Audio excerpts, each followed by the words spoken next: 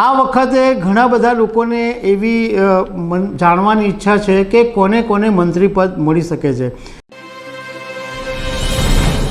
નમસ્કાર દર્શક મિત્રો, આખરે નક્કી થઈ ગયું છે કે એનડીએની સરકાર બનવાની છે અને પ્રધાનમંત્રી નરેન્દ્ર મોદી શપથ લેવાના છે એ વાત નક્કી થઈ ગઈ છે। અને આવતીકાલે 9 તારીખે એટલે રવિવારે પ્રધાનમંત્રી નરેન્દ્ર મોદી એમના મંત્રીમંડળની સાથે શપથ લેશે।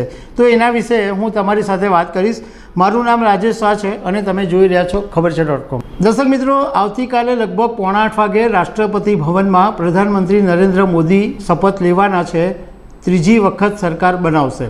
આ વખતે ઘણા બધા લોકોને એવી જાણવાની ઈચ્છા છે કે કોને કોને મંત્રી પદ મળી શકે છે।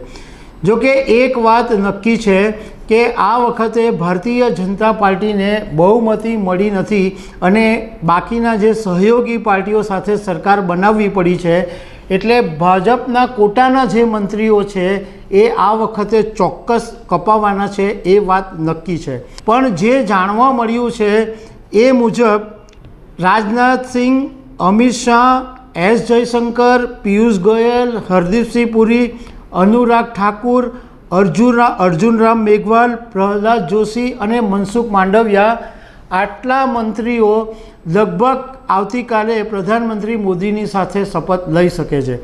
આ જે બધા મંત્રીઓ છે એ પ્રધાનમંત્રી નરેન્દ્ર મોદીના એકદમ વિશ્વાસુ મંત્રીઓ છે અને એમણે એવા કામ કરીને પણ બતાવેલા છે, એટલે એમના રિપીટ થવાની પૂરેપૂરી શક્યતા હોવાનું જાણવા મળ્યું છે। બીજી તરફ જે અનુપ્રિયા પટેલ છે અપના દળના, એ પણ આવતીકાલે શપથ લેશે, એ પણ લગભગ નક્કી છે। એ ઉપરાંત એલજેપી પાર્ટીના ચિરાગ પાસવાન અને બિહારની HAM પાર્ટીના જીતેન માંઝી પણ પ્રધાનમંત્રી નરેન્દ્ર મોદી સાથે શપથ લેશે એવું માનવામાં આવી રહ્યું છે। એક જાણકારી મુજબ આ વખતે નિર્મલા સીતારમણને ફાઇનાન્સ મિનિસ્ટર તરીકે રિપીટ કરવામાં નહીં આવે અને એમની જગ્યાએ પિયુષ ગોયલને નાણામંત્રી બનાવવામાં આવે એવું શક્યતા જોવા મળી રહી છે। અત્યારે પ્રધાનમંત્રી નરેન્દ્ર મોદી સાથે કદાચ એક નાના મંત્રીમંડળનું શપથવિધિનો કાર્યક્રમ થઈ શકે અને એ પછી જ્યારે મંત્રીમંડળનું વિસ્તરણ કરવામાં આવે ત્યારે બીજા બધા મંત્રીઓને ચાન્સ મળી શકે છે।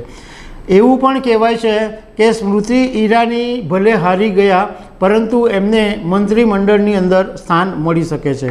હવે આવતીકાલે જ્યારે પ્રધાનમંત્રી નરેન્દ્ર મોદી શપથ લેશે ત્યારે ખબર પડશે કે કોને મંત્રીપદ મળ્યું છે।